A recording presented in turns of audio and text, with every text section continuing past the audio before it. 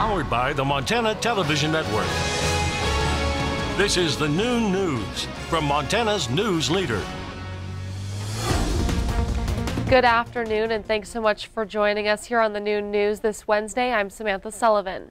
A federal judge has sentenced President Trump's former personal fixer, Michael Cohen, to 3 years in prison. Cohen had pleaded guilty to tax evasion, lying to Congress, and violating campaign finance laws. Kenneth Craig reports from the federal courthouse in Manhattan. Michael Cohen arrived with his family at the federal courthouse in Manhattan Wednesday morning, where he was sentenced to 3 years in prison.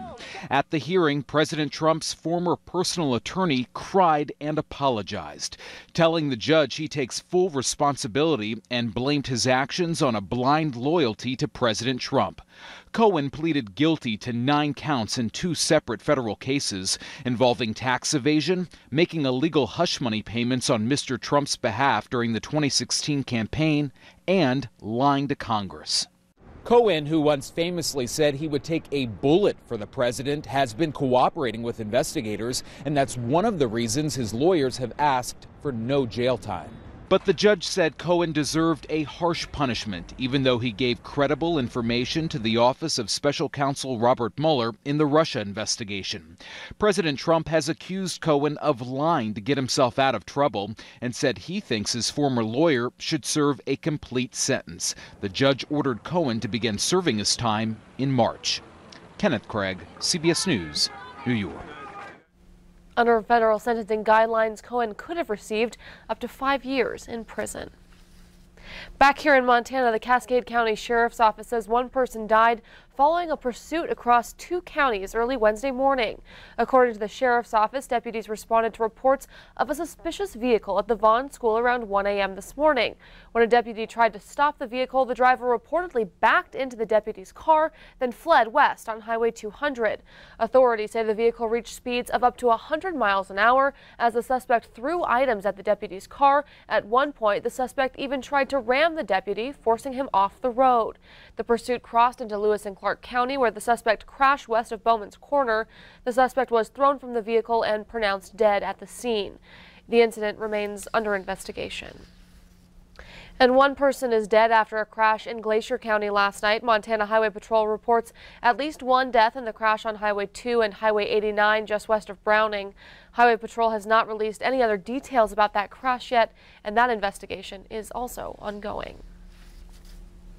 Last night, the Missoula City Council voted to annex nearly 3,200 acres of land west of the Garden City. The area includes Missoula International Airport, the Missoula Industrial Park, and Canyon Creek Village.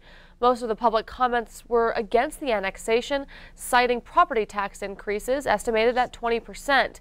Residents in the Canyon Creek Village are concerned their affordable housing neighborhood will no longer be affordable.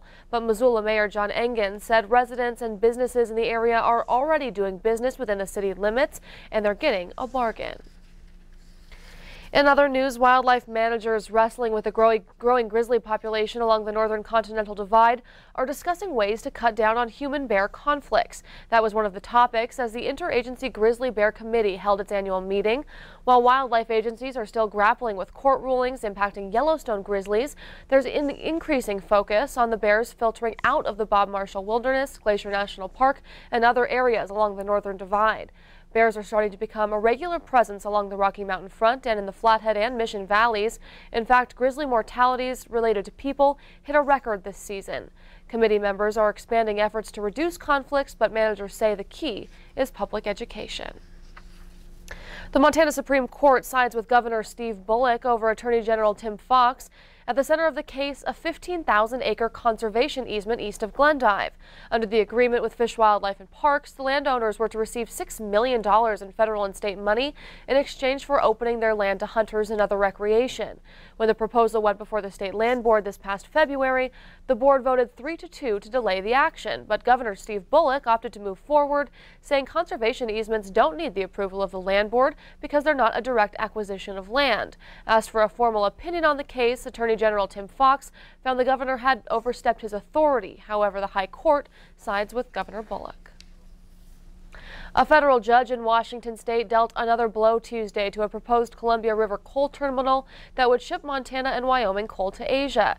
U.S. District Judge Robert Bryan affirmed Washington state regulators did not break federal law in denying a water quality permit to owners of the Millennium bulk terminals in Washington. The ruling was the latest of several legal setbacks for Millennium, which is seeking to build the nation's largest coal dock and ship 44 million tons of coal to Asia. The company does have a deal with Clouds Peak Energy and the Crow Tribe to ship coal through that port if it is ever built. And now we'll turn things over to Ed in the Weather Center. Ed, it's going to be a little bit of a blustery day if you're out there traveling. That's right. We've got some concerns pretty much across the region. The temperatures this time of the year, here's where normal highs would be in the mid-20s to mid-30s. That's a typical reading. We were already seeing readings warmer than that in many locations to start the day, and current temperatures are mainly in the 30s and 40s. So if you just look at the temperature map, it looks like a pretty good day. But when we start adding some wind in, we've got areas of snow and blowing snow in western Montana, some very strong winds through central Montana, and a lot more of that wind is going to start to move off into the eastern plains as we get into the afternoon and evening. We'll take a look at that and the rest of the extended forecast coming up in a few minutes. Thanks, Ed. The holiday season is unfortunately one where we see an uptick in some crimes. Increasing numbers of car break-ins and car thefts are reported around the country. That includes here in Gallatin County, where a spike has been seen in recent weeks. MTN's Emma Hamilton has more. 2 vehicles have been stolen and various break-ins have occurred in and around Bozeman lately. These break-ins and thefts have one thing in common.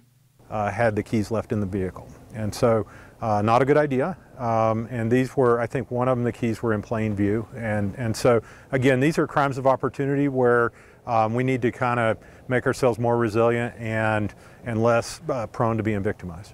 Crawford says the police department sees this typically happen in sprees, and it can sometimes be small groups of people working together. During the holiday season, people are more likely to leave more valuables in their vehicles, along with gifts they're planning to give. The Bozeman Police Department says if you decide to keep valuables inside of your car, you should really make sure that you lock it. One of the most recent thefts included a firearm out of a vehicle. Crawford says if you're going to have a firearm in the vehicle, make sure it's secured. You know, it creates a safety issue for the community, obviously, and it is one of the most common or most sought after objects of theft. In Bozeman, Emma Hamilton, MTN News. Thanks, Emma, and thank you so much for joining us today here on the Noon News. Coming up, the British Prime Minister could be forced out of office. Theresa May facing a vote of no confidence tonight. But first, after the break, Ed has your full statewide forecast. We will be right back.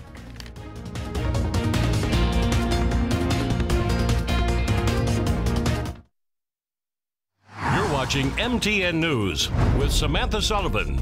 Storm Tracker weather with Ed McIntosh, and farm and ranch news from the Northern Ag Network. This is the Noon News on Q2, Montana's news leader.